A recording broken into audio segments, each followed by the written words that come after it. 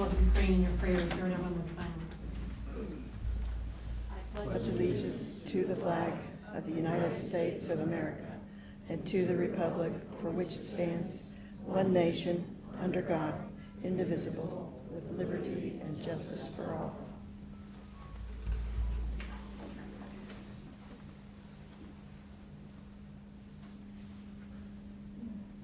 Thank you.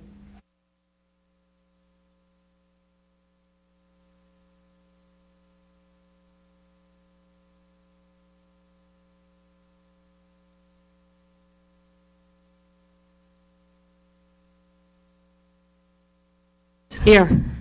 Ms. Russell, Here. Mr. Haskins. Here. And Mr. Mitchell. Here. All right, we're going to begin tonight with a public hearing. So the procedure for that will be that Ms. Holbrook will present the case before the city. The applicant will get to respond and share his portion of the case, and then the public will have a chance for comments. And just to let you know, we are not voting on the case tonight, so we're just hearing all the information, and we'll vote at a future meeting. So Pam. Thank you.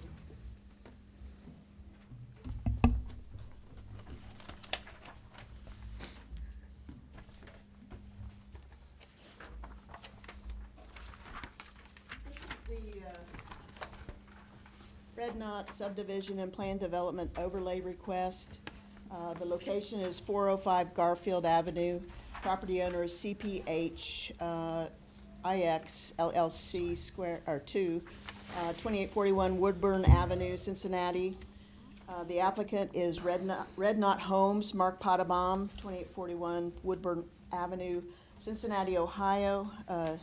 Their acreage is 2.5166 acres, or 109,623 square feet. There are 3 tax parcel IDs, 210-731A, 016P, 210-731A, 054P, and 210-731A, 055P. The existing zoning is R3 Single Family Residential District, and the proposed zoning would be R3 Single Family Residential District Plan Development. The existing use was a bed and breakfast and vacant land. The proposed use is a 13-lot single-family subdivision. It's actually 12 new single-family lots, and the 13th lot is the bed and breakfast building, which would stay. So basically, we're talking about the properties at the corner. I'm sure everybody's aware of it, Garfield and High. The bed and breakfast is represented here, and these represent 3 parcels that are proposed to be redeveloped. The adjacent land use to the north is R3 Single Family Residential. To the east is R3 Single Family Residential and R1 Large Lot Residential District. To the west is the Milford River District. And to the south is R3 Single Family Residential. The existing utilities would be city sewer and water and Duke Electric and gas, and the site is not in a special flood hazard area. Mark Potabom, Red Knot Homes, proposes a 13-lot subdivision on 2.5166 acres at Garfield Avenue and High Street. The bed and breakfast building would remain. Vehicle access to the subdivision would be from a private drive off Garfield Avenue. The minimum lot area required in an R3 single-family residential zoning district is 8,000 square feet. The lot sizes in the proposed development range from 4,612 square feet to 13,943 square feet. The applicant is asking for a planned development overlay, which allows a variance for lot size, front and rear yard setbacks, and minimum lot width. The review process consists of a planned development review by the Planning Commission and City Council, subdivision review by Planning Commission. So there's actually 2 processes that we're going. They just happen to be run concurrently. The plan development process, the purpose of a plan development district is to allow flexibility in the zoning requirements to achieve higher quality and more creative developments. The establishment of a plan development overlay is a 3-step process. First, the Planning Commission holds a public hearing to review the plan development overlay request and preliminary development plan. Second, City Council has a public hearing and will vote to approve or deny the establishment of the overlay district. If council approves the preliminary development plan, the third step is a review of the final development plan by the Planning Commission. The subdivision review aims to regulate and control the division and development of land in the city to promote the citizens' public health, safety, and general welfare. The steps to review a subdivision approval consist of our preliminary plat and final plat review and approval by Planning Commission.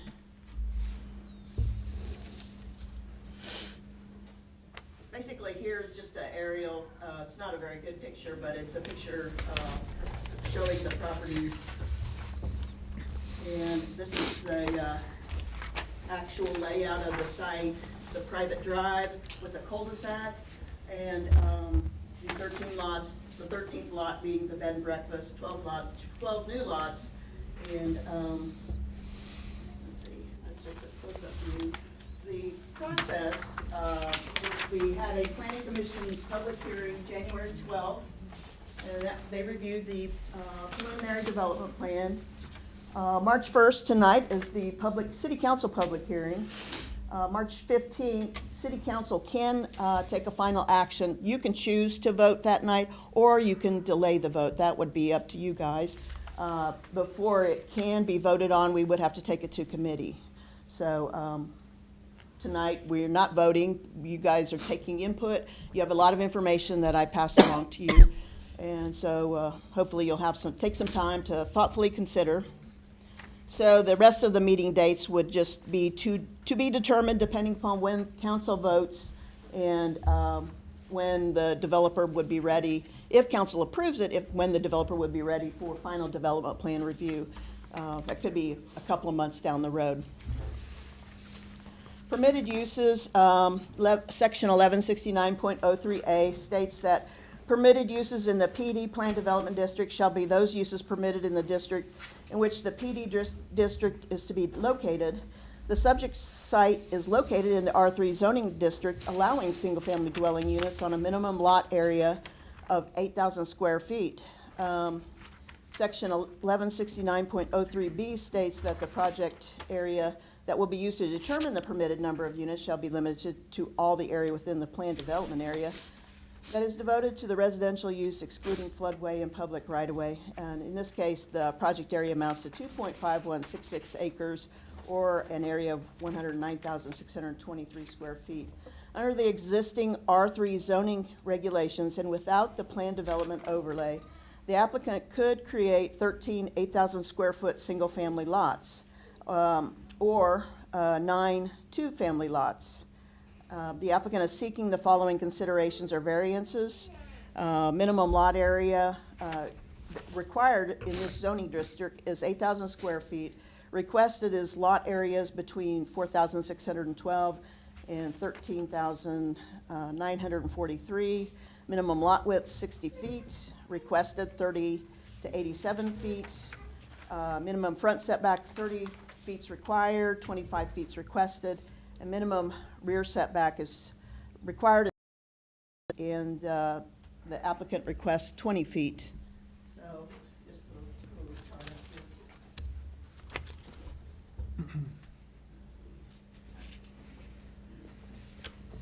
here. So, section 1169.03G of the Milford zoning ordinance states that when evaluating a proposed development plan, the Planning Commission shall use the following guidelines. The residential PD district is consistent with the goals and objectives of the Milford Land Use Plan. The Land Use Plan adopted in 2017 identifies the project area as single-family residential. The proposed development is consistent with the Land Use Plan. Number 2, the residential PD district is an effective and unified treatment of the development possibilities on the project site, and the development plan makes appropriate provision of the preservation of streams, stream banks, wood cover, rough terrain, and similar area. The topography makes the development of this land challenging. The contours vary from 630 feet at the site's northeast corner to 550 at High Street. Developing the site as a 13-lot subdivision allows for thoughtful water management and sediment control measures versus the development of individual lots. And the city engineer reviews all the WMSC plans for compliance with city regulations. And the applicant will go into a little bit more detail. As you are aware, those 4 houses that were built down the road on High Street, they actually cut into the hillside. These would not be cut into the hillside. He will be setting it on top of the hillside, but I'll let him go into more detail. That's my knowledge. That's my basic knowledge of what he was doing. So, number 3, the residential PD district is planned and developed to harmonize with any existing or proposed development in the area surrounding the project site. The applicant's proposed use is consistent with the adjacent residential neighborhood, and the applicant intends to preserve the historic bed and breakfast building, which benefits the community. Off-street, and just to add, we don't have any regulations that would prevent him from demolishing that building. There's no requirement. It's not in the Milford River District. If it were, he'd have to go before Planning Commission to ask permission to demolish it, but it's not in the Milford River District, so he could demolish that building if he chose to do, based on what the ordinances say today. Off-street parking and loading areas are provided in accordance with Chapter 1187 off-street parking and loading requirements, and the parking will be managed on-site with individual driveways and garages. No on-street parking will be permitted, and that's coming from the fire department especially. Want to make sure that the fire trucks can get down that private drive. There is a beneficial relationship between the proposed residential PD district and the neighborhood in which it is to be established. The existing zoning permits single-family residential homes. The site can be developed as individual lots with multiple curb cuts along High Street and Garfield Avenue. The proposed development reduces the number of curb cuts required on these streets. And one of the reasons that you see a smaller lot size is because he's putting in a private drive, and that eliminates the need for 13 individual driveways. So it's a trade-off, you know, what you're getting. Number 6, evidence of sufficient or proposed off-site and on-site services and infrastructure is presented. If the services or infrastructure are not in place, assurances that the improvements will be in place at completion of construction of the project shall be required. The city's water and wastewater infrastructure can meet the demand required by 12 additional homes. The water line should be looped to High Street. The development's HOA would privately maintain the water and sewer lines. The private drive and cul-de-sac size have been revised to meet the standards required by emergency services. As a condition of approval, the city's emergency services department shall approve the private drive width and cul-de-sac size. Number 7, the proposal meets the purpose set for the PD Plan Development District as set forth in Section 1169.01 purpose. The applicant is not requesting an increase in density. The applicant requests smaller lot size to construct a more cohesive and higher quality development. The proposal meets all the regulations for PD Plan Development Districts as set forth in this chapter. Existing zoning permits a maximum building height of 35 feet, and the applicant has yet to provide elevations, but they would have to meet those minimum requirements. The setback, the applicant is asking for a variance from front setback from 30 to 25 and rear setback variance from 25 to 20. Side setback 6 feet. The front setback along Garfield, the applicant did agree to move the one lot. This came up at we had a neighborhood meeting, and this lot here, this property owner made a good suggestion at the neighborhood meeting that this lot, this setback for this lot here, this house, be in line with the rest of the properties along here, especially the bed and breakfast building. So the applicant did lose one lot in order to meet that setback requirement. So he has compromised, and I thought it was a good suggestion. It made a lot of sense. The common open space requirements. The ordinance requires that common open space comprise 20% of the project area. The applicant is not providing additional open space. However, staff feels additional open space is unnecessary when viewing the site's relationship to existing parks and sidewalks. And really, let's see, common open space, we don't talk about it a lot, but the ordinance requires that common open space comprise 20%. The definition of common open space shall mean land within or related to a development, not individually owned by occupants of the development, which is designed and intended for the common use and enjoyment of the occupants of the development. So in this case, he has a lot size, which is 109,623 square feet. 20% of that would be about a half an acre that would be required to dedicate as common open space. However, in my opinion, I feel like this site is within less than a mile of the scenic trail, the Riverwalk Linear Park, Riverside Park, Memorial Park, Terrell Park, Valley View. That's why everybody's moving here. I don't think that it doesn't seem like it's necessary in this particular case. It's not a large subdivision.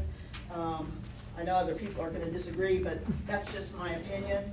Let's see, where am I? The traffic impacts. The applicant has provided a memo from a traffic engineer. The memo concludes that estimated new trips during AM peak hours is significantly less than the 60 new vehicle threshold to trigger a full traffic analysis. Their engineer also concludes that the access drive is sufficient distance from the intersection to allow for adequate intersection sight distance for right and left turn lanes. Pam, Yeah. you may want to grab the mic and bring it over here when you're talking I so don't they really can. want to do that. Okay. No, I'm kidding. Section 1127.03 is our site plan review section. And it says, a traffic impact study for all retail developments in excess of 10,000 square feet, all office developments in excess of 60,000 square feet, all multifamily developments in excess of 220 units, and then, in this case, all single-family developments in excess of 160 units, and any development which will generate more than 100 new inbound or outbound trips during the peak hour. That's when a traffic impact study is triggered. And in this case, their traffic engineer provided this information. The peak hour traffic, total AM peak is 10 trips, and PM peak is 13 trips. It's a relatively small amount. Even combined with the Milford South subdivision down the road, I think their traffic study showed that it was 10 trips, 10 peak trips. So even combining those two, it still doesn't meet our threshold. So if we think that we should be requiring more traffic studies, then maybe we should change the zoning ordinance. But for the way it's written today, it's not required. And the engineer our engineer has reviewed the data and doesn't disagree with their analysis of it. Common open spaces and recreational areas shall be linked together. The development is within a short distance of public sidewalks. The developer will be required to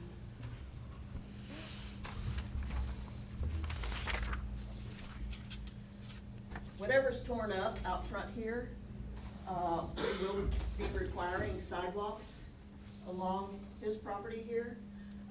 We did discuss whether to require sidewalks in here, but it's not gonna be a heavily traveled area. It doesn't seem necessary to add sidewalks in here. On top of that, it only increases the impervious area. So it's really to the city's benefit not to put additional pavement in here, so that our water runoff, it doesn't become any worse.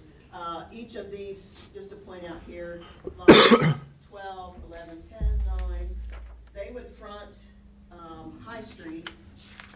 So they're gonna have a sidewalk leading out to High Street, to that sidewalk. The idea being that down the road, as High Street redevelops, this would look like a nice line neighborhood street is the goal eventually. So as these properties are redeveloped, each property owner would add sidewalk as they're redeveloped. So, where commercial uses are proposed, number 10, it doesn't apply. Number 11 doesn't apply, it's talking about commercial uses. Number 12, buildings shall be sited in an orderly, non-random fashion, and this is a 13 single-family home subdivision. 13 short loop streets and cul-de-sacs and residential streets shall be used for access to residential areas in order to provide a safer living environment and a stronger sense of neighborhood identity. The applicant will not be creating any new public right-of-way. That private drive, will be maintained by the HOA, their HOA. It'll be plowed by their HOA. So they will be responsible for any maintenance that is required there. Number 14, street location and design shall conform to the existing topographic characteristics. Cutting and filling shall be minimized in the construction of streets. And the applicant will go into a little bit into the engineering. Fully engineered plans will come later during the final development plan review. That would be at Planning Commission level. Number 15, adequate landscaping shall be provided throughout the site to create an attractive development, to reduce the amount of impervious surface created, and to prevent large expanses of uninterrupted pavement areas. Then we don't typically regulate landscaping on single-family residential lots. You can require them to put in additional landscaping for single-family lot owners. We don't normally make them do certain landscaping, but certainly you have because this is a planned development, that's what, make sure you understand, you have the ability to put additional requirements on this developer if you want. So keep that in mind. And then number 16, consideration should be given to the provision of bus shelters. Currently, there's a bus stop at Main Street in Garfield. An additional bus shelter is not necessary. Planning Commission voted 5-0 to recommend approval of the preliminary development plan for the plan development overlay with conditions. Staff recommendation, staff believes the plan development overlay will result in a safer, more cohesive use of the property and recommends approval of the preliminary development plan with the following conditions. Provide stormwater maintenance plan before approval of final plat. The city's emergency services department shall approve the private drive width and cul-de-sac measurements. No on-street parking is permitted. Provide truck turning template drawing. Access drive to be maintained by HOA. The water lines should be looped to High Street. Water and sewer lines along the access drive are to be maintained by HOA. Building materials to be reviewed and approved by Planning Commission. Install sidewalks per city specifications along Garfield and High Street. Provide Planning Commission with a copy of the HOA's covenants and restrictions for review during the final plan review. Covenants and restrictions should be recorded along with the final development plan in the office of the county recorder.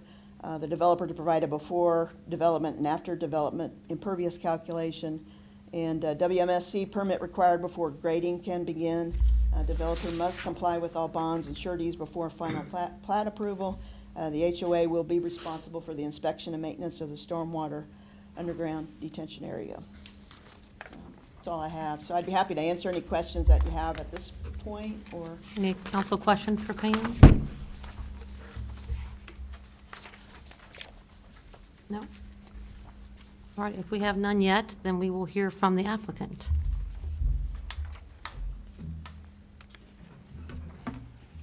If you don't mind maybe using the microphone, just so it's recorded. You can have two notes. having listened to many of those, see, I know it picks up there at Kyle's. So. I don't even know it's on. Is it on, Pam? Do you see that light? Hit the power. Oh, yes, yes. Pam, can you check and make sure it's on? Is it on? Is it on? There, Yeah. yeah. Thank you.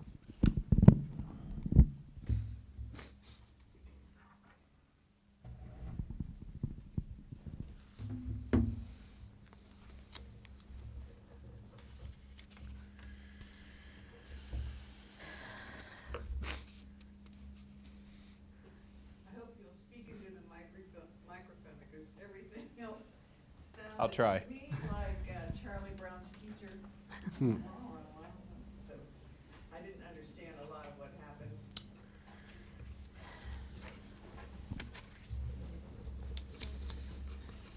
Sorry, we're switching out presentations.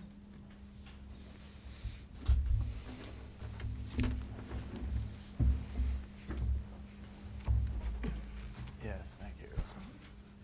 If you can please state your name and address for the record. Sure. Mark Potabom. I'm at 2841 Woodburn Avenue in Cincinnati. I am the president and founder of Red Knot Homes. We're a custom home builder and developer. This presentation, I'm going to fly through some of these slides. I gave this back at Planning Commission. Tells a little bit about Red Knot, what we're going to do, stuff like that.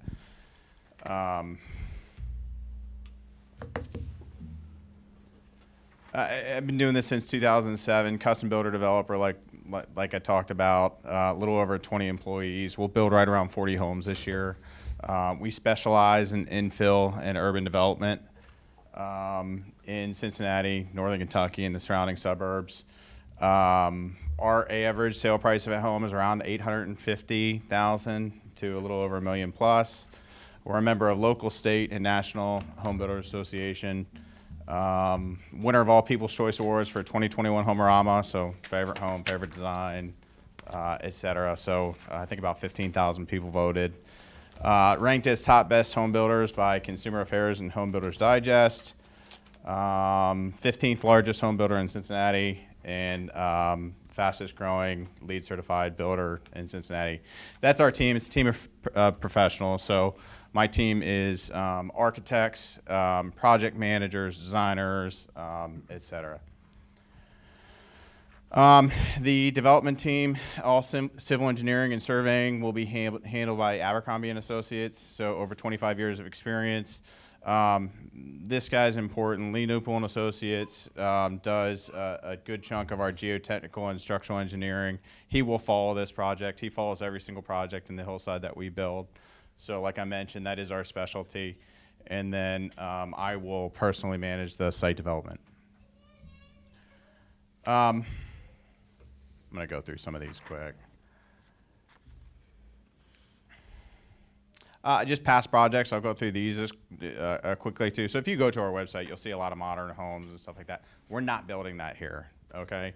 We want to complement kind of all the architecture that's happening in Milford, and that is more traditional homes. So we've built homes like that before. We've built transitional homes before. So that's what we're going to build here. All of them will be custom homes, and the site dictates that. We can't build the same house on every single lot. It won't work with the topography. The lot sizes are different. It's going to create a lot of character in the development as well. We have some wider shower lots. We have some deeper, narrow lots. So it'll create for a lot of character. That was Homerama last year. This was Homerama 2 years ago. So you see we can build kind of a painted lady. It's a custom house. It is a new house. A lot of people ask if that's a remodel. This is our award winner this year. Infill project that we did in Mount Lookout 8 years ago or so. So the intent of this is to show you we're not new to the game. We've done this. We've built a lot of homes. Infill development in Columbia, Tusculum. We were the developer and builder on this project. So this brings me to the old Milford Inn. We thought it was important to, I thought this from the very beginning when I was talking to the former owner, to maintain the historical building. So I made that decision from day one. We're going to maintain this. It is not going to be a bed and breakfast. That will be in the HOA covenants. It will be a single family residence. It will not, there will be no Airbnb. There will be none of that in this subdivision, okay? This is going to be a higher end development. This is actually under contract right now, and I have a significant renovation that we're going to do in it.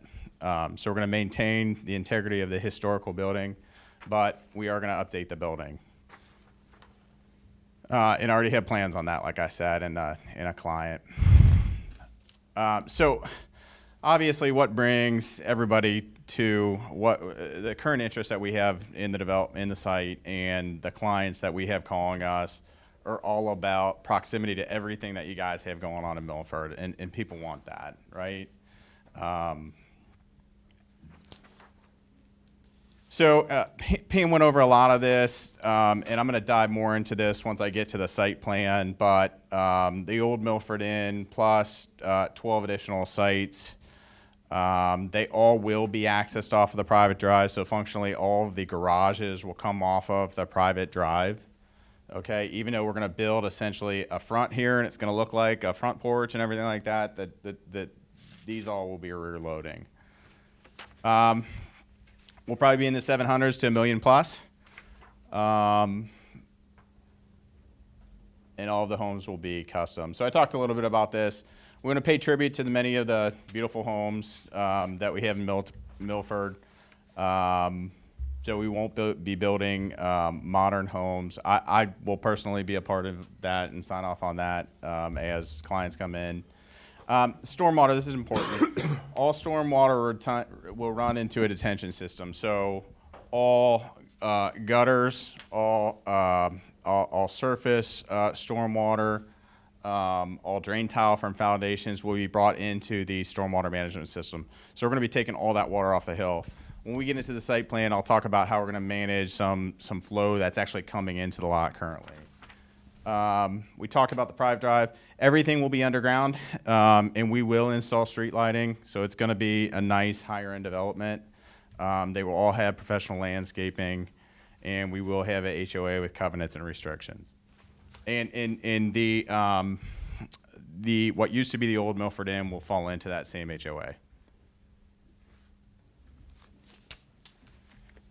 I'll come back to the site plan. Pam hit on this, so I'm not going to spend a lot of time there. I will come back to why we're doing it. Just design inspiration for what we want to build here. So this isn't exactly it, but if you kind of had a dream board, as the designers would say, this is what it looks like. So as you can see, more traditional. Homeowners will be able to customize inside and outside. Some of these projects are ours. Some are inspiration photos. Actually, that's ours too. I don't think this is relevant. I don't think the rest of the presentation is relevant, actually. So let me jump to the site plan. Oh, I'm sorry. Let me come back. I'm sorry, I'm skipping around a little bit. So here's some past development experience for infill lots. We developed this property in Dayton, Kentucky, which is about 1.5 miles over the river, over the Big Mac Bridge. 19 lots. It's in a much steeper hill than we're building in here. Our price points in here are mid 500s to just signed a contract for 1.4. It's surrounded by what used to be $100,000 to $200,000 homes. There are still older homes there. It's just a spectacular kind of city view property. So here's kind of what that looks like. I have over 400 plus feet of retaining walls. Some of them are 20 foot plus tall. My same geotech follows the same, this project as well. That's retaining wall. This is one street. This is some development work on the other street. On Handman in Columbia, Tusculum, we put a small 7-lot infill subdivision there. 700 to 950 is what the sale price were. Much smaller lots in terms of width, so these are 28.5 feet wide. Here's a picture of kind of the subdivision. We actually have 2 more going under construction right now. And what used to be there was an old condo that we knocked down. And we actually built all the way from here to all the way down. So we built 14 in a row in just separate developments. We're building 9 townhomes in Oakley on Brotherton. Actually, this is old. The first and second buildings are sold out, so we're working on the third. And it happened pretty quick. There were 4 distressed single-family homes there. These are more modern. The second one was. The first one was more traditional. So there's the first one. How do I get back into the site plan here? Is it part of the It's in presentation? no, it's in another file. Well, you know what? Yeah, I can just buzz back.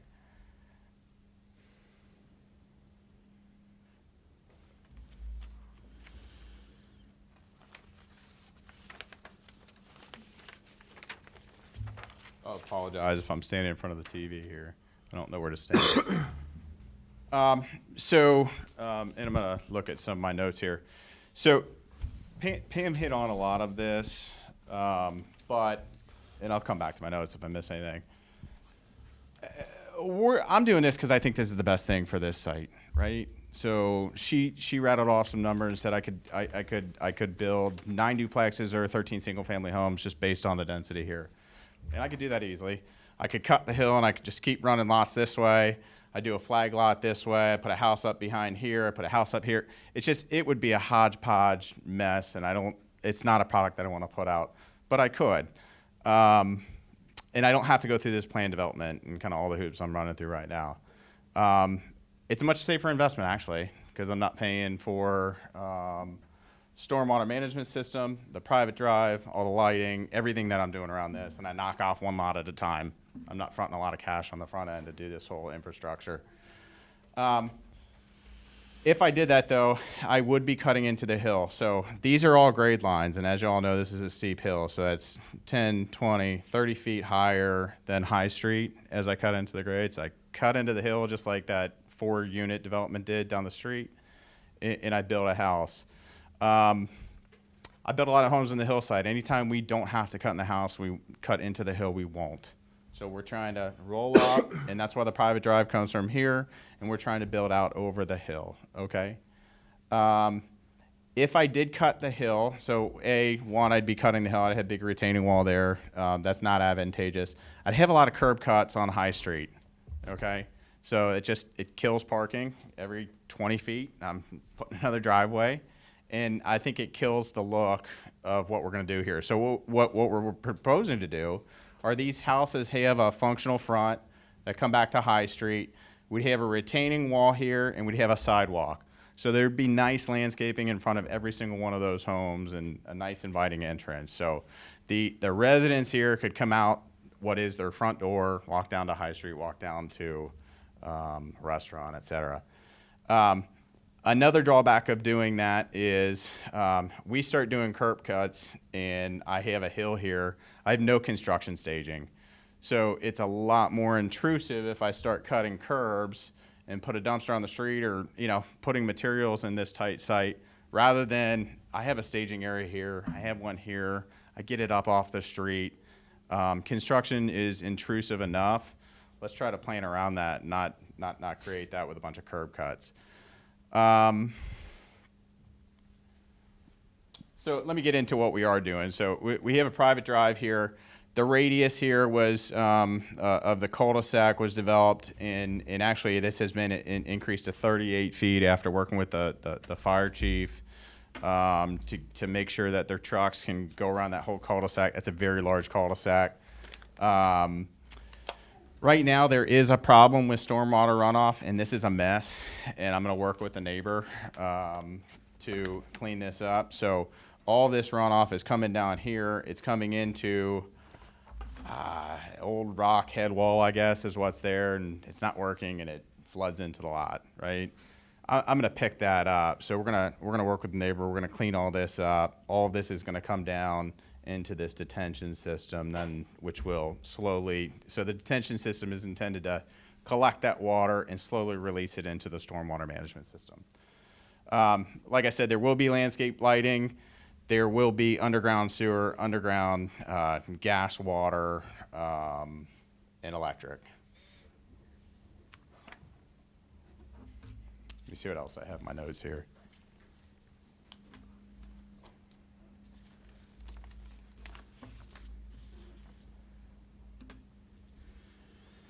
I think I hit everything. So, questions now, or? We can do questions from council. You have questions of the applicant? So if I'm clear, you will not be cutting in at all, like if I'm picturing the private drive is going to go up the hill then, kind of? Or Yeah, I mean, or I'll you have to- cut into the hill and then make it... I'll have to grade it a little bit. I won't be cutting 30 feet into the hill, but I mean, there will be some grading work here, Right. so I don't want to act like there won't be any grading work. There will. It'll just work with the hill and not into it. Mm-hmm. Any other council questions? Questions. Michael? I have some questions, if I may.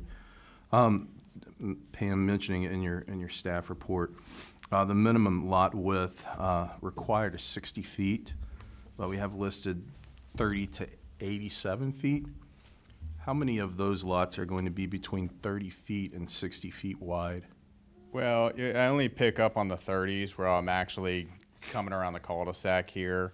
At the building envelope, I'm actually at, so this is all 51. I think that one's a little larger than 51. That's obviously larger, 51, 51. And then I come here, so at my building footprint, I'm 51 plus. Okay. So these are actually allow for larger homes, and then I get even wider here.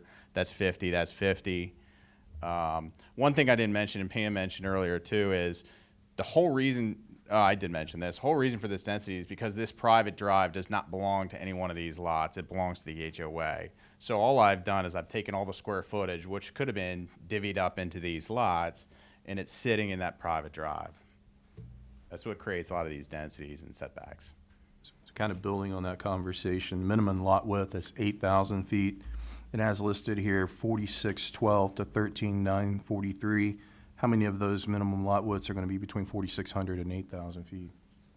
They're listed on the site plan, so these are right around 5,000. This one is 5,200. All of these are 8,000 plus. And then 2 through 5 are 4,600 to 5,000. 6 is 6,000, so 1, 2, 3, 4, 5. 5 are over 8,000, and the others hover between 5 to 6. And Pam, in your professional opinion, these lot sizes that are being proposed, if you can quantify that, how comparable are they to, say, the Milford South neighborhood or the Clermont Village neighborhood? Well, Milford South varies a lot from Clermont. Those are larger lots in Clermont. There are very small lots in Milford South. I don't have a number for you, but. Fairly comparable then? I mean, on average, would you say? Or? Well, I mean, there's definitely larger lots and smaller lots. Okay. And then the type of architecture design, you mentioned painted ladies, and I know that painted lady architecture is kind of peppered throughout, especially in Milford South. Would that be like your primary design, or are you going to have a combination of that and a couple others, or can you shed some light on that? It'll be a more traditional design. So we're not saying they have to be Victorian. We're not saying they have to be Craftsman. And as you see kind of throughout Milford, it'll be a little bit of everything that fits within Milford. So it'll be more traditional. What we're not going to build is the modern box that we build a lot of, but no, it's not going to be here. Okay, thanks. Any further questions? And this may be preliminary, but the HOA, is that, I don't know, do we have any HOAs in the The city? new Milford South is going to has one, correct? It will, Okay. Is Miami Woods in Well, and Miami Woods, Miami Okay. Woods. Up in Tree Ridge. Tree Ridge. Okay, yeah, I didn't think about that.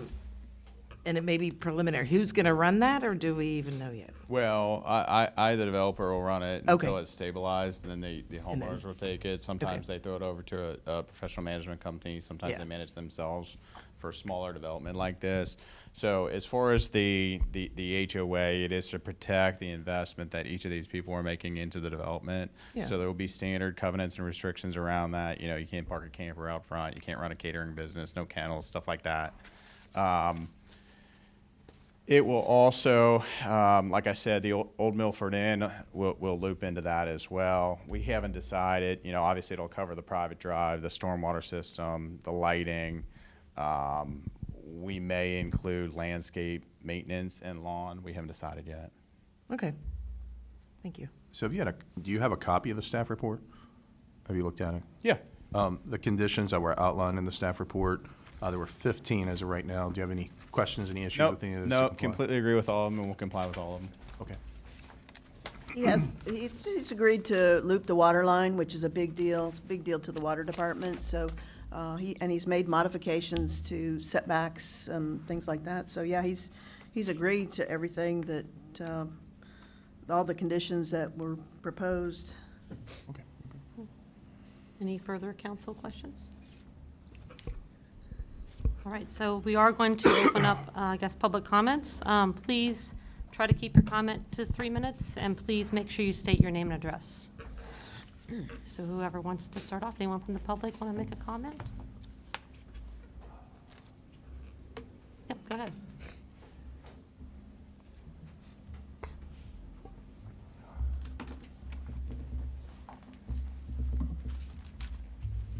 Hi, my name is Cole Carruthers. I live at 22 High Street, which is directly across Garfield from 405. So it's obvious that I have some measure of interest in what's going to be happening there. And I did write a letter. I hope that many of you have seen it. Sorry, I only finished it yesterday, but nonetheless, at least you can ponder it between now and, I guess, 2 weeks from today or when you make a final decision. Principally, my biggest concern is the density. And by that, I mean simply that there are maybe 5 or 6 lots that are between 4,000 and 6,000 square feet. And I felt it was kind of inappropriate, as I explained in the letter, to compare the area of 405 to South Milford, because it's in a, as according to the 2017 comprehensive plan, it's not the same area. It's not traditional homes, it's single-family homes.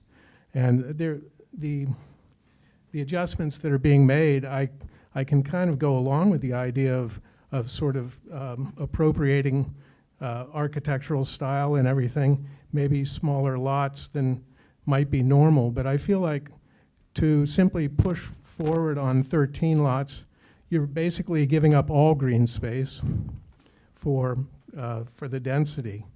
And it would seem that you could maybe compromise. Certainly it would, I guess, be a financial hit to give up a little bit. But I think if you look at the lots in the area pretty much adjacent to 405, which I provided a diagram of, you can see that the average lot size is 20,000 square feet. So this is a very compact construction of 13 homes in a way that is atypical to the area that it's being put into. I understand the advantage to a planned development overlay for accommodating more homes, but also providing more green space. It's not being done here. So I have that concern. I do have concerns about the slope and the degree of water detention that will be required.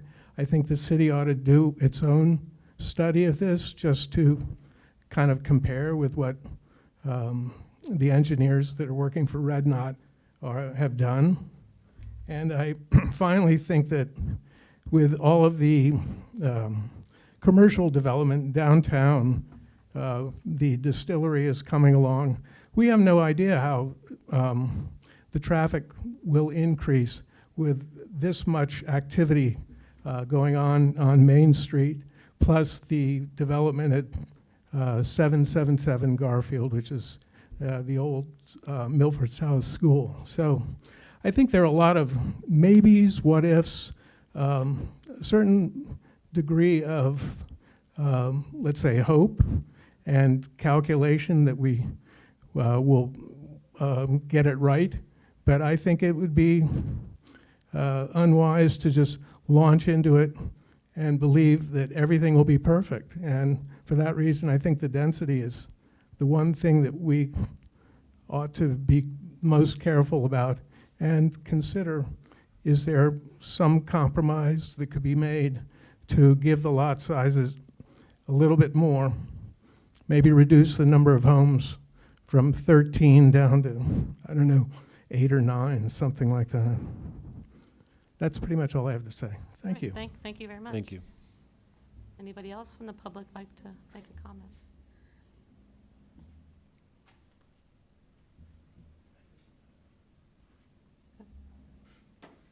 Hi, my name's Mark Shoney.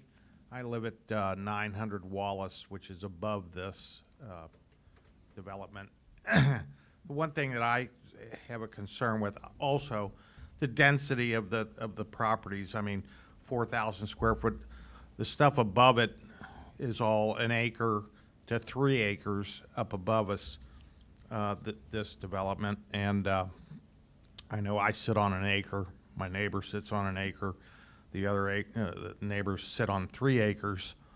And it's, you know, I'll be looking over the top of these back buildings, back homes. I have a question with what the elevations of the ones at the end of the cul-de-sac that are up on the hill, how tall will they be? How tall, if they're not going to cut into the hillside? I don't like cutting into hillsides. I'm also a contractor and a remodeling contractor and an investor. I've worked on homes that were cut into hillsides and had engineers say that nothing should have been built on most of the hillsides in Cincinnati because they're all still sliding. But I have a question with how tall is a building going to sit, especially on the rear, and what kind of effect will it have to me with looking out over the hillside? Am I going to see the back end of a house that sits 3 stories up off that hillside? I also think that 13 houses is a little much. You know, you can look at the street layout and see that all these middle lots are little tiny lots. And, you know, if you turn 2 of them into 1, it would improve I think the spacing of houses in our neighborhood, because these are really tight compared to what's up on the hill and around it left and right. You asked about South Milford. I live down on South Milford as well, and you know, none of the houses are this tight. So that's my 2 cents for right now. Thank you. Thank you. We'll have the applicant respond when we're finished with public comments. Anybody else from the public like to make a comment?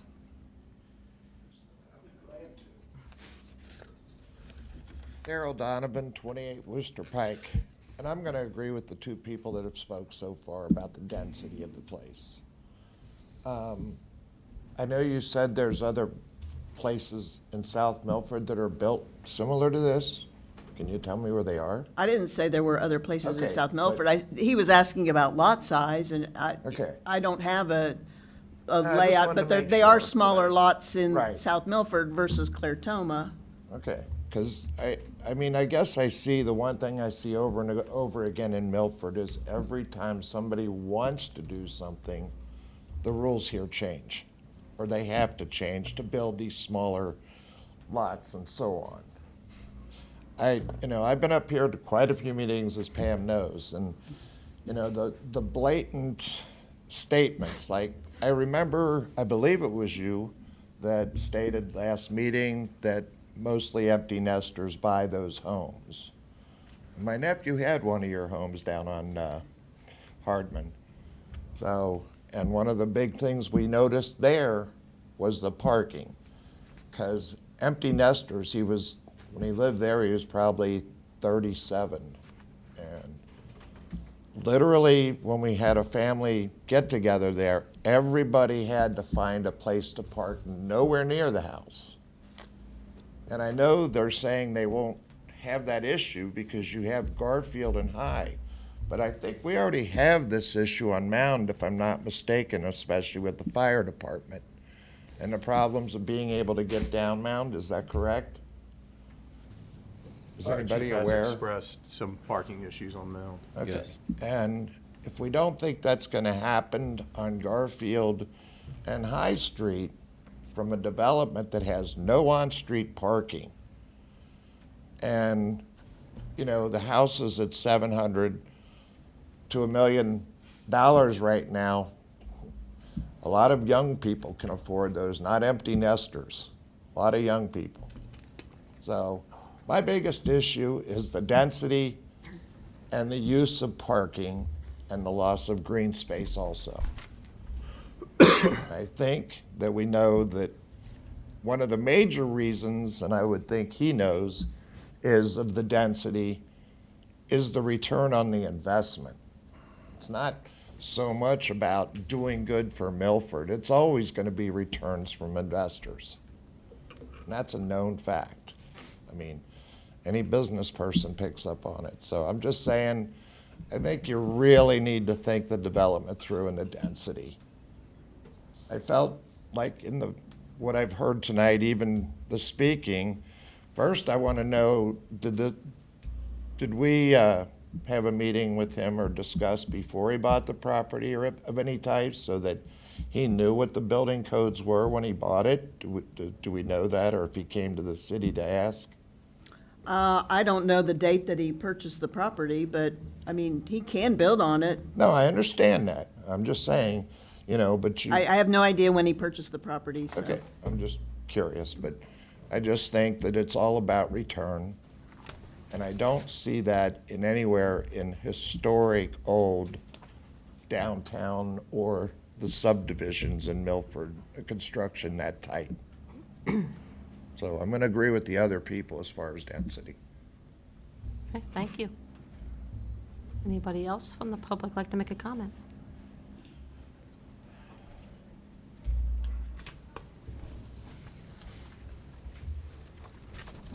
My name is Brenda Jacoby. I live at 707 State Route 28. I used to live on Pottawatomie in Clermont, so I'm familiar with that area quite a bit. A lot of things I was going to say has been addressed already, and I'm glad of that other people are also thinking of these things. Mark, you said that the buildings that you're going to build are going to be more of a historic nature than traditional? Is that what you said? Traditional, yeah. Okay. Or modern. You said modern, I think. No. So, but you also said that the homeowners, the home buyers, are the ones that will make the decision of what they'll look like. Are you going to have parameters for them to follow, or are they just going to be able to choose what they want? Yeah, he can address your concerns. If you just state your concerns, and he'll address those at the Okay. end. Okay. Thank you. And also, I just think it's inappropriate for all those houses that cost, well, all that money to be in that area. Like the gentleman said, there's no other homes around there like that. The lots aren't like that. The prices are definitely not that high. And I'd like to read something that a resident above Milford South said to me, or wrote to me actually. She was talking about they've already cut down the trees over there where she lives, and she said, I can now see and hear Garfield Road and 275 from my backyard and living dining room windows with the land cleared. It's actually depressing for us lifelong residents to see all our little patches of woods that we have left turned into 14 or more unit subdivisions. Most residents will tell you they would prefer not to have these pocket subdivisions of big homes shoehorned into tiny spaces, but we have no voice. So I thought I would be her voice tonight and tell you that that is what a lot of people think. I wouldn't want to live like that. I want trees, I want green, I want space. So hopefully you will consider not just the tax dollars that are going to come from this, but the people who have lived here for years and enjoy what they have here and want to keep it. So I hope you'll consider that also. Thank you. Thank you. Thank you. Any other comments from the public? You can come back up. Sure.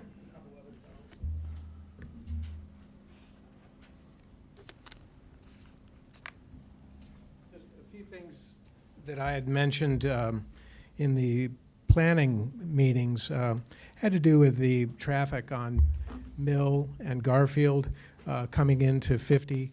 They are, according, I guess, to the traffic studies, minor connectors, but they're rather important for all of Milford because Garfield has the only traffic light that empties onto Main Street, which is US 50. So that's a major intersection downtown, and this is only a block away from that. So, I think between all the commuting traffic that inevitably goes down and crosses the river, it's going to become more and more of a bottleneck with over time. And I think the density that we're seeing building up around us, and it began with Mr. Cohen's construction of 90 apartment units right on the river, and that I think was a mistake, but it's done. So that's another reason why I'm kind of sending up a flare of alarm. The last thing I'd like Mr. Potabom to address is what size house does he think will fit on a 4,800 square foot lot? I mean, will it be a 3-story house? What kind of a footprint would it have? With the setbacks already being varied less than, say, from 30 to 25 feet or 25 to 20, does that mean that the house really creates a footprint just within that buffer? So, you know, it's a squeeze. And that's another thing. Visually, as Mr. Shoney said, these things are probably going to have to go up in order to sit on such a narrow lot. So there we are. Thank you. Thank you. Any further comments from the public? Right, if there are none, I think so. Oh, sorry. Oh, I can't see behind the TV, Yeah, sorry. you can see her. Behind the wall. Welcome. Tim Rogers, 72 Mound. My question is really for the city. So have you done the statement from the builder basically suggested the water study for storm removal, which I think sounds reasonable, but the issues actually go from the higher parts of Garfield down, which is evident by the flooding on Laurel and Gatch. So is the city ready to take responsibility if this is incorrect? Well, the applicant's engineer will submit stormwater plans that will be reviewed by our city engineer. Yeah, I Our understand engineer's that. the professional, so I would have to trust whatever our Well, engineer. I understand that, but have they done a comprehensive study on the whole system? On the whole city system? On the system, primarily on Garfield, or just around the new developments? So that's my question. I'll let Tim speak to stormwater. So Tim Castro with the Klangers Group.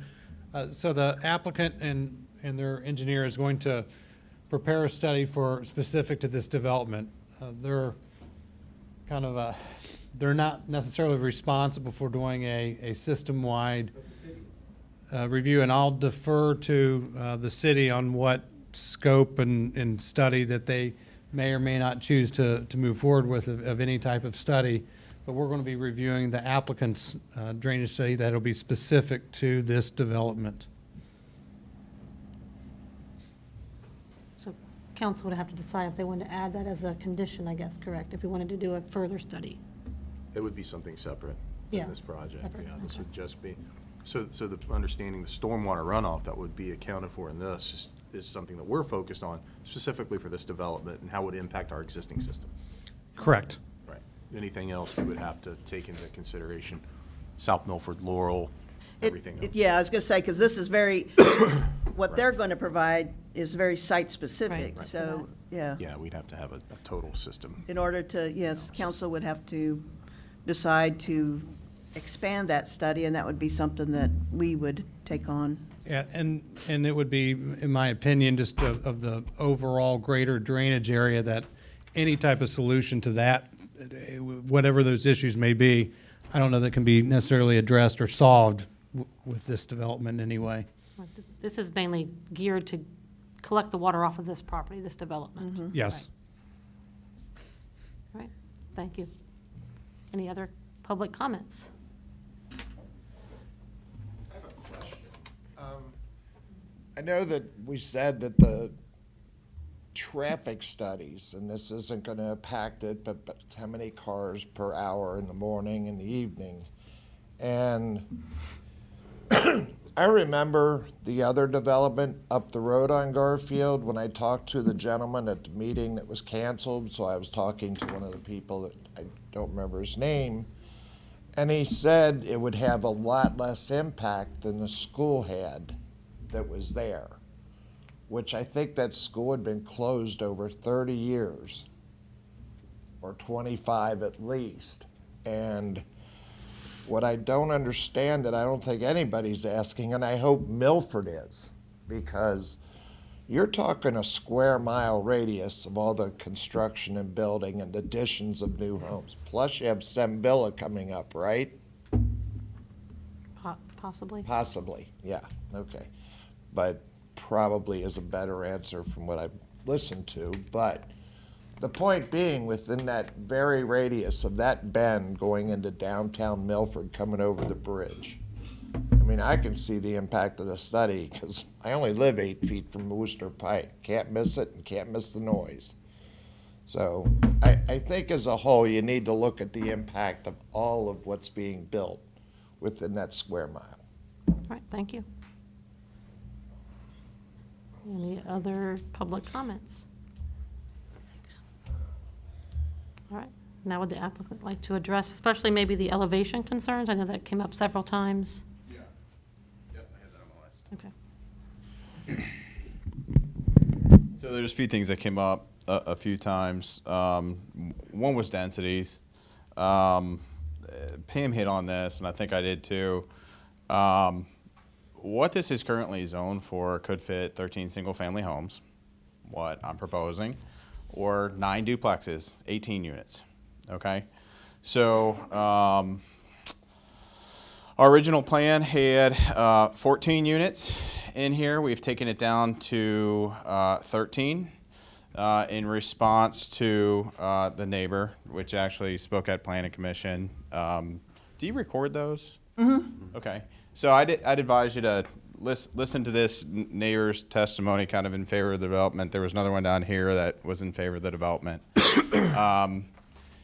But so we can build 18 units here. I can't remove another lot. Development doesn't work. It just, numbers don't work. You're right. I didn't buy it for fun. I bought it to make money, and I'm a developer.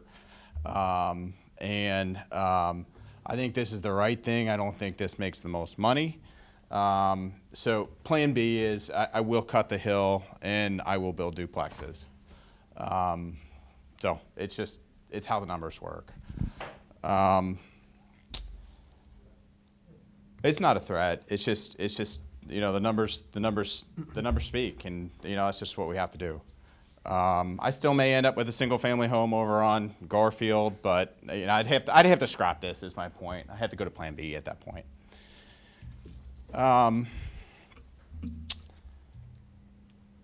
The density is greater above, and I think this comment was actually made by Planning Commission in the last meeting. If you want to listen to that as well, I don't recall who it was, but they liken this to a nice transition from higher densities to more land, okay? This is your nice transition as you're coming into Old Milford. And I thought that was a good way to put it. Engineering, there was comment on engineering. I'm not looking at the soil. I'm not looking at the stormwater. I hired professionals to do that. Abercrombie Associates will do all of our stormwater calculations. The city will review it, which will be reviewed by the city's third-party engineer. So I think we're in good hands there. Whenever somebody asks me about structure or geotechnical engineering, I say, you know, you should be asking me who my engineer is and not what my credentials are, because that's who I'm hiring. I didn't build on Cardman. I don't know what project you're referring to. But I can speak to parking. Parking will be improved. I'm taking, they're all going to have 2-car garages, including the old Milford Inn.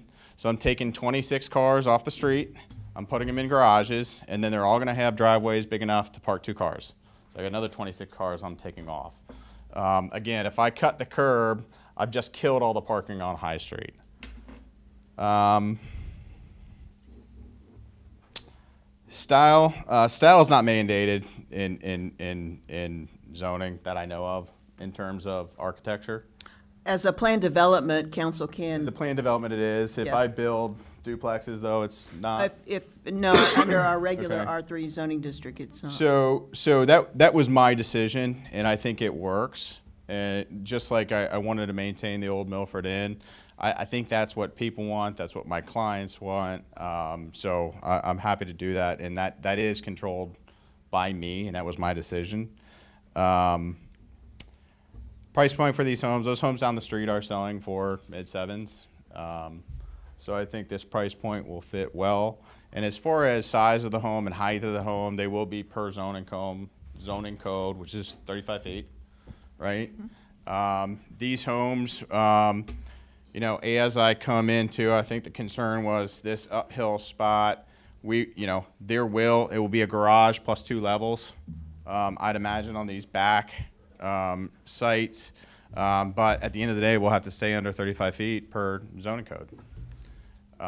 Size of the house, I essentially can fit a 40 by 45 structure, so you can do the math. 1,600 square feet-ish per floor. If I do 2.5 floors, I'm at 3,000 square feet-ish. And I can do a lower level too. So I'd imagine that these would probably have a walkout lower level as you kind of come down the hill. So I think these will be 2,500 to 4,500 square feet when it's said and done. We build a lot of narrower homes and shallower homes that are 2,500 square feet to 5,500 square feet that sell for a lot more money. So I think this will actually be a nicer footprint that's not more of a shotgun, so it'll be more of a squared unit. I think I hit on everything. Okay, any further questions from City Council?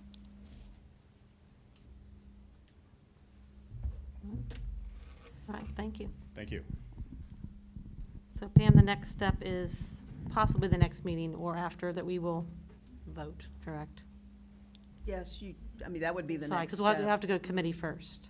That's what you said? It would Does that have to- come out of committee, Committee, yeah. yes. All right, so do I have a motion to close the public hearing?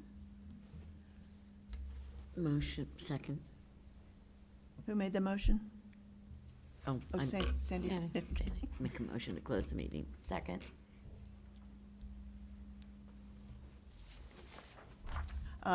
Mr. Mitchell? Yes. Mr. Haskins? Ms. Russell? Yes. Ms. Evans? Yes. Ms. Chamberlain? Yes. Yes. Mr. Redmond? Yes. Ms. Cooper? Yes. All right, so thank you for all your comments, and thank you to the applicant for presenting that to us tonight. All right, so moving on the agenda, we have some people that are waiting to get sworn in, and we have new BZA members. So do you want them to meet you at the podium? Yes. Where I saw 2, I think, new BZA members. If you want to come to the podium, are all 3 here? Yeah, they're Oh, all yes. 3 Okay, here. good. If you all 3 want to come to the podium.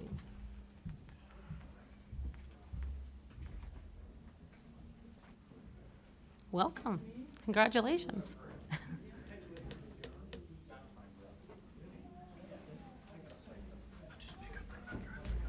Okay.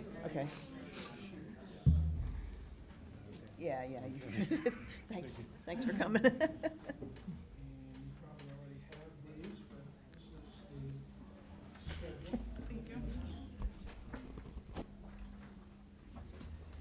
Everybody who enters into employment or work for the city of Milford has to be sworn in and take the oath of office.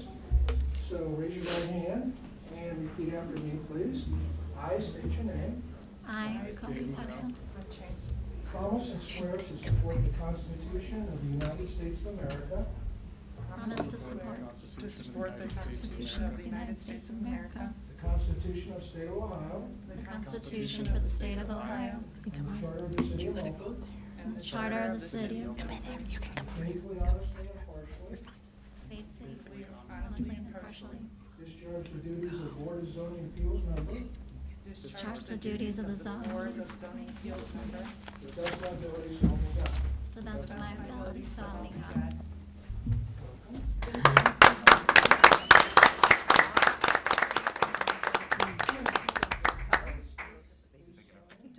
Pop it out. If you don't take it out, sorry. Sorry we had a long meeting before the meeting, so sorry about that.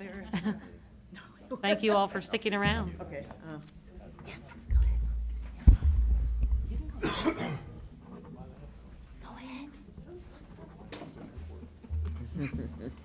If you want to come up and take a picture, you can come up and take a picture if you want a picture.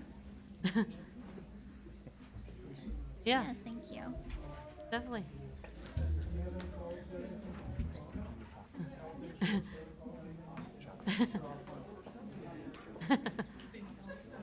Do another picture?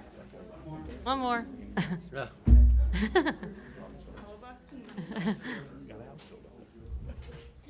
thank you for your volunteering to serve on the committee. We appreciate it. Thank you. Welcome. All right.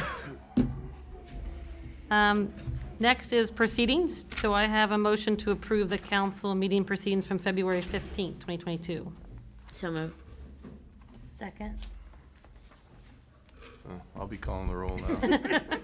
Mr. Mitchell, Yes. Mr. Haskins, Yes. Vice Mayor Russell, Yes.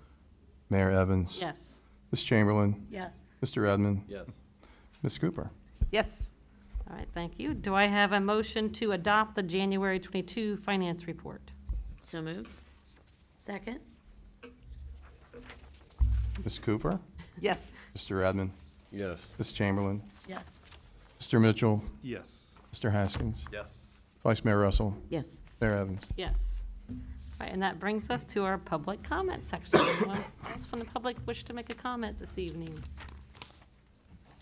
All right, seeing none, that takes us to our committee reports. Administrative Services Committee, Vice Mayor Russell. All right, the Administrative Service Committee meeting was held on February 23rd. Ms. Evans called the meeting to order. Present was myself, Mayor Evans, and Ms. Chamberlain.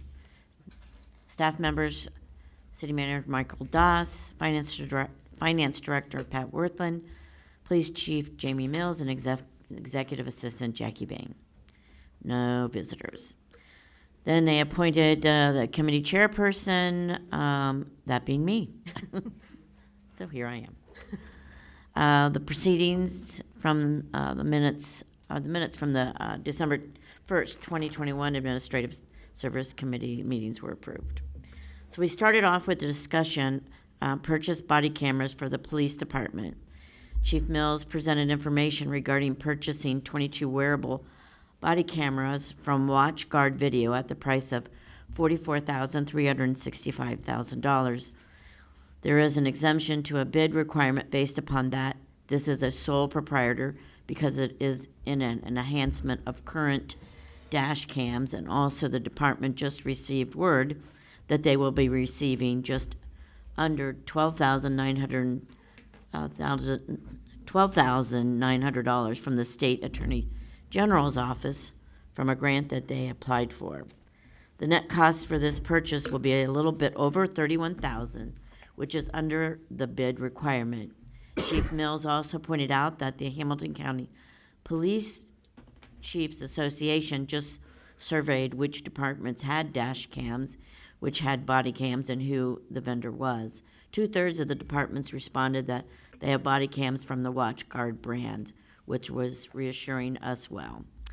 So the committee agreed to recommend that the law director prepare an ordinance to purchase body cameras for the City of Milford Police Department from WatchGuard Video in the amount of $44,365. Second. Mrs. Chamberlain, Yes. Vice Mayor Russell, Yes. Mayor Evans, Yes. Mr. Mitchell, Yes. Mr. Haskins, Ms. Cooper, Yes. Mr. Edmund. Yes. Then there was a discussion of the rebate of property tax to P3K2P LLC, doing business as True Hotel, and the rebate of property tax to Beauty Ridge LLC, doing business Little Miami Brewing Company. Mr. Doss presented information based off of prior agreements that the city entered into with PCK2P LLC in 2020 and Beauty Ridge LLC in 2017. The agreements reference property tax rebates as part of the economic development incentive for just the Milford portion of the tax that is paid. The amounts for both of the properties exceed $7,500. The committee reviewed treasurer tickets from the Clermont County Treasurer's Office. The annual property tax that would be rebated back to True Hotel would be $29,075.21. This is pursuant to the ordinance and the agreement 2020-45. The annual property tax that would be rebated back to Little Miami Brewing Company would be $9,009.31. This is pursuant to the ordinance and the agreement 17-1313. The committee agreed to recommend that the law director draft an ordinance authorizing the rebate of property tax to P3K2P LLC, doing business as True Hotel, True Hotel, in the total amount of $29,075.21, pursuant to ordinance and agreement outlined in 2020-45. Second. I have a question real quick. Is this something we do every year? We have to authorize the rebate, right? This isn't like extending it, like, because don't some of these have like a 5-year, wasn't some of them like a 5-year, 10-year? We're not extending anything No, right now. no, you're just paying the property, well, you're authorizing the rebate of property tax. We run it through committee because it's over $7,500. So from an accounting auditing purpose, it's just better just to run that back through committee. I mean, it's almost like a pass-through. The agreement's in place. Right. But since the number, again, is more than 7,500, we need to run that through the committee process. So to get once a year, approval. we'll vote on this then? Correct. Then the committee agreed, oh, we have to do that, yes. It's all right. Get my bingo calling voice on here. Mr. Mitchell, Yes. Mr. Haskins. Yes. Ms. Chamberlain, Yes. Mr. Edmond, Yes. Ms. Cooper, Yes. Vice Mayor Russell, Yes. Mayor Evans. Yes. The committee agreed to recommend that the law director draft an ordinance authorizing the rebate of property tax to Beauty Ridge LLC, Little Miami Brewing Company, in the total amount of $9,009.31 pursuant to ordinance and an agreement outlined in 17-1313. Second. Ms. Chamberlain, Yes. Mr. Edmond, Yes. Mr. Mitchell, Yes. Ms. Cooper, Yes. Mr. Haskins, Yes. Vice Mayor Russell, Yes. Mayor Evans. Yes. And then we went into a discussion of editing and inclusion of certain ordinances as part of the various component codes of the codified ordinances of the city of Milford. Clerk of Council Jackie Bain presented that once a year the city is required to pass an ordinance adopting the replacement pages to the codified ordinances approved during the prior 12 months and amendments to the traffic and general offense codes that were adopted by the Ohio General Assembly.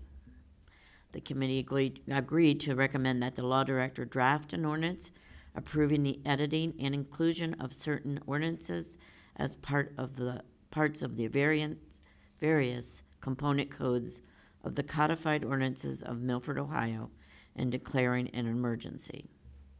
Second. Ladies first.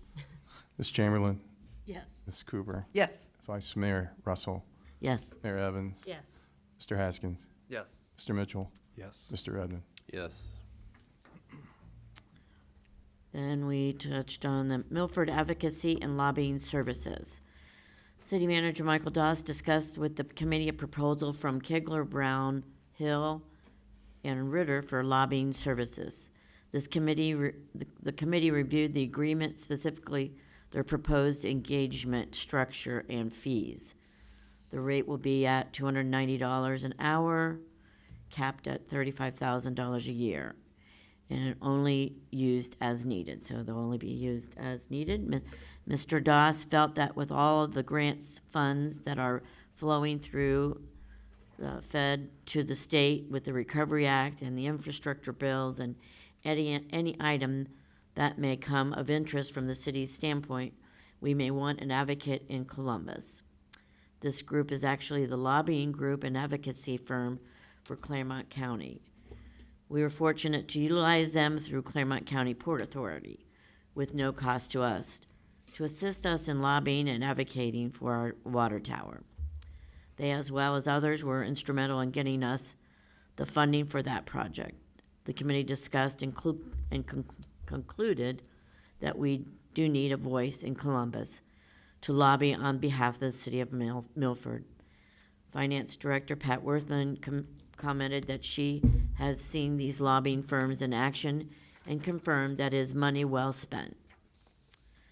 The committee agreed to recommend that the law director draft an ordinance authorizing city manager to enter into an agreement with Kegler, Brownhill, and Ritter for advocacy, dry mouth, advocacy and lobbying services in the amount not to exceed $35,000.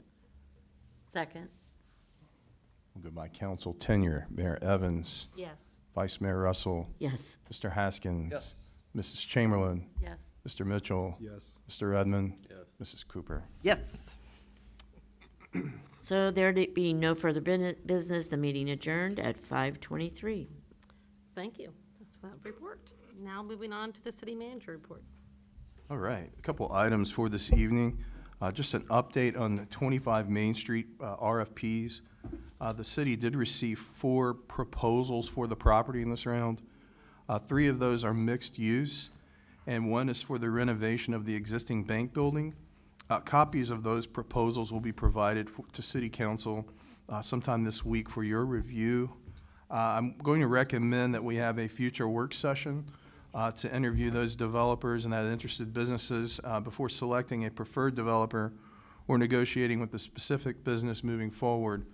Targeting the next council meeting on the 15th, but Chief Baird sent me a message earlier before the council meeting and would like to have a work session with you all on the 15th just to go over the fire department's budget and their capital projects for this year. So we may bump that work session to the first work session in April for the 25 Main Street property and allow Chief Baird to present his department budget and capital projects at the next meeting. So we'll have a work session at the next council meeting, March 15th at 6 o'clock. Ms. Bain will schedule that, and then we'll have another work session that April 1st, whatever. April 5th.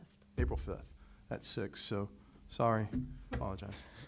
Another item, Clermont County Park District Community Parks Grant Program. We applied for that grant. We've been very successful in the past. It's a small grant. We intend to submit a grant for either the resurfacing of the parking lots at Jim Terrell Park and Riverside Park. We'll try to partner with the American Legion down at Riverside Park to see if they want to share a joint paving there. Hopefully they do, but we're going to focus on paving the rest of Jim Terrell Park and Riverside Park. Or we're going to apply for shade sail canopies for the existing park playground equipment. We've had a few of our citizens comment about intense heat at some of the playground equipment. So these sails will be just a canopy that'll cover that up so our kids can enjoy the playground this summer. The deadline for the grant submittal will be March 31st, and the maximum request will be $20,000. So I have Ed Hackmeister getting me quotes for resurfacing the parking lot and for the shade sail canopies. Either way, we're going to do both. We'll just see where they fall as far as cost in our grant application. There's no standing committee meetings at this time, although there'll be at least administrative services in the future. Reminders, March 9th is a planning commission meeting at 6 o'clock. And our next regularly scheduled city council meeting is at 7 o'clock. But again, I remind you, we'll have a work session March 15th at 6 o'clock. So Chief Baird can present, again, his budget and capital projects. That's my report. All right, thank you. Chief Mills, ready to go. Good evening, Mayor. You should have received my February monthly report today. You might have noticed not a lot in there, but I did want to warn the public about a few of the notable occurrences we've had. We have a spree of construction trailer thefts, so just a reminder to the public, if you see something suspicious, please give us a call. We did have 2 counterfeit bills passed during the month of February, one at Kroger, one at Texas Roadhouse. And a Wallace Grove resident reported their catalytic converter stolen, so we're still having problems with that. So just reminding the public, if you see something that looks a little fishy, just give us a call. We'd rather come out and investigate it and be nothing than find out later, you know, we missed our opportunity. The only other notable occurrence I had in my report was an officer on Squad 3 located and notified the fire department about a large dumpster fire at Cracker Barrel, which they quickly extinguished. And that is my segue into the fire department. Okay, good teamwork. Thank you. Chief Nichols.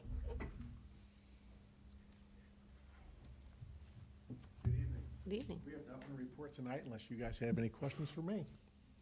No. Yikes. Thanks for keeping us safe. You good? We're good. All right, thank you. Thank you. All right, that takes us to council comments. Any comments from council? Being none, that takes us to new business. We're going to read all these ordinances again. So if you want to leave, you are welcome to. But that takes us to new business. Mr. Manier. Thank you, Mayor. Ordinance 22-130, an ordinance authorizing the purchase of body cameras for the Milford Police Department from WatchGuard Video. Now therefore be it ordained by the Council of the Municipality of Milford, Section 1. The Council of the City of Milford hereby authorizes the purchase of body cameras for the Milford Police Department from WatchGuard Video for $44,365. Section 2, pursuant to, in accordance with Section 12.05 of the Milford City Charter, this ordinance should become effective immediately upon its passage by City Council. Move to suspend the rules and read by title only. Second. Okay, 1.1. Oh, that's me. All right, we're gonna start odds first, although you're not odd. Ms. Cooper, Yes. Ms. Chamberlain, Yes. Vice Mayor Russell, Yes. Mr. Mitchell, Yes. Mr. Redmond, Yes. Mayor Evans, Yes. Mr. Haskins. Yes. Ordinance 22-130, an ordinance authorizing the purchase of body cameras for the Milford Police Department from WatchGuard Video. Motion to adopt. Second. Alphabetically now. How you're right on the list. We're not gonna do that. Mr. Mitchell, Yes. Mr. Haskins. Yes. Vice Mayor Russell. Yes. Mayor Evans. Yes. Ms. Chamberlain. Yes. Mr. Redmond. Yep. Ms. Cooper. Yes.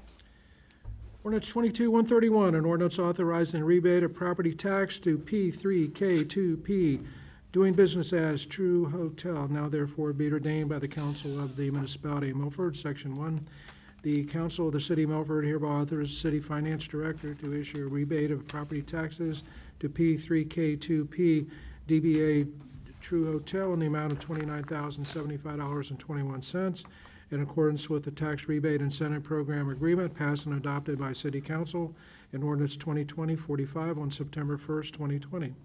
Section 2, pursuant to, in accordance with Section 12.05 of the Milford City Charter, this ordinance should become effective immediately upon its passage by City Council. Move to suspend the rules and read by title only. Second. Ms. Cooper, Yes. Mr. Redmond, Yes. Mr. Mitchell, Yes. Ms. Chamberlain, Yes. Mr. Haskins. Yes. Vice Mayor Russell, Yes. Mayor Evans. Yes. Ordinance 22-131, an ordinance authorizing a rebate of property tax to P3K2P DBA True Hotel. Motion to adopt. Second. Mr. Haskins. Yes. Vice Mayor Russell, Yes. Mr. Mitchell, Yes. Ms. Chamberlain, Yes. Ms. Cooper, Yes. Mr. Redmond, Yes. Mayor Evans. Yes. Ordinance 22-132, an ordinance authorizing rebate of property tax to Beauty Bridge LLC, Little Miami Brewing Company, now therefore be ordained by the Council of the Municipality of Milford. Section 1, the Council of City of Milford authorizes City Finance Director to issue a rebate of property taxes to Beauty Ridge LLC, Little Miami Brewing Company, in the amount of $9,009.31 in accordance with the Tax Rebate Incentive Program Agreement passed and adopted by City Council in Ordinance 17-1313 on October 17, 2017. Section 2, pursuant to, in accordance with Section 12.05 of the Milford City Charter, this ordinance should become effective immediately upon its passage by City Council. Move to suspend the rules and read by title only. Second. Ms. Chamberlain, Yes. Vice Mayor Russell, Yes. Mr. Haskins. Yes. Mr. Mitchell, Yes. Mr. Redmond, Yes. Ms. Cooper, Yes. Mayor Evans. Yes. Ordinance 22-132, an ordinance authorizing a rebate of property tax to Beauty Ridge LLC, Little Miami Brewing Company. Motion to adopt. Second.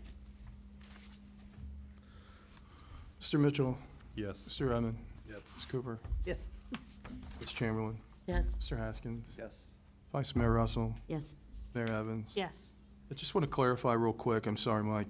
I just want to clarify, Ben, your question earlier.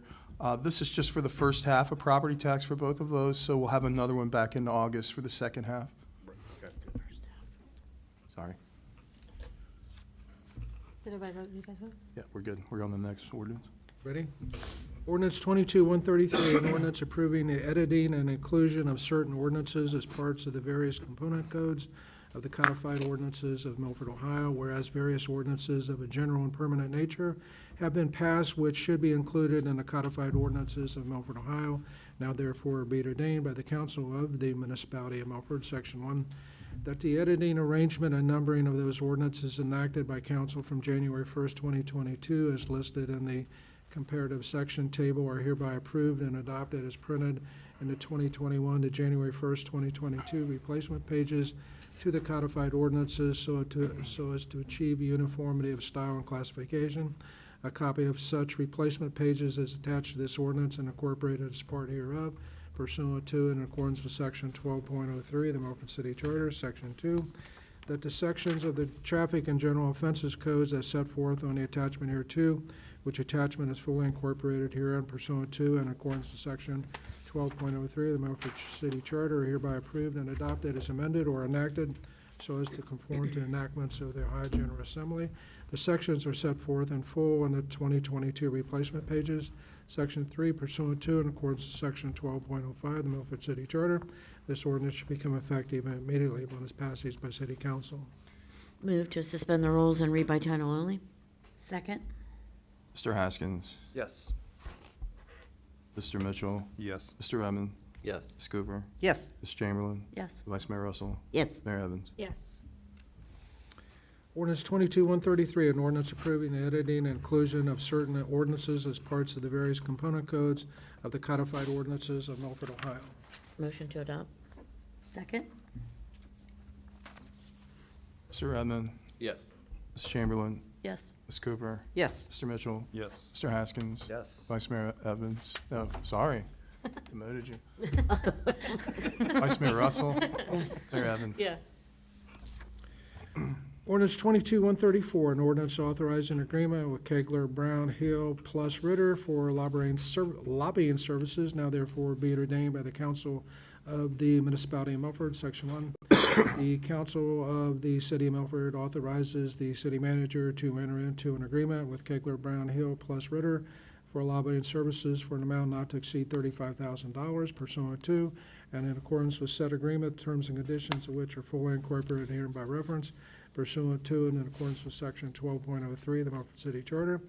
Section 2, pursuant to and in accordance with Section 12.05 of the Milford City Charter, this ordinance should become effective immediately upon its passage by City Council. Move to suspend the rules and read by title only. Second. Mr. Mitchell, Yes. Mr. Haskins. Yes. Vice Mayor Russell, Yes. Mayor Evans. Yes. Ms. Chamberlain. Yes. Mr. Redmond, Yes. Ms. Cooper. Yes. No offense to Michael, you've done a great job, but I miss Jackie. Someone hasn't called bingo yet. Yeah, I second that. We will overtime. 22-134, an ordinance authorizing agreement with Kegler, Brown, Hill, plus Ritter for lobbying services. Motion to adopt. Second. Ms. Cooper, Yes. Mr. Redmond, Yes. Ms. Chamberlain, Yes. Mayor Evans, Yes. Vice Mayor Russell, Yes. Mr. Haskins. Yes. Mr. Mitchell. Yes. All right. I don't think we have any old business, so is there a motion to adjourn? So moved. Second. Wow, okay. All in favor? Or can we- Yeah, let's, all in favor. All in favor, say aye. Aye. All right. Thank you. Pam, don't forget to bring over the microphone. I don't think I will.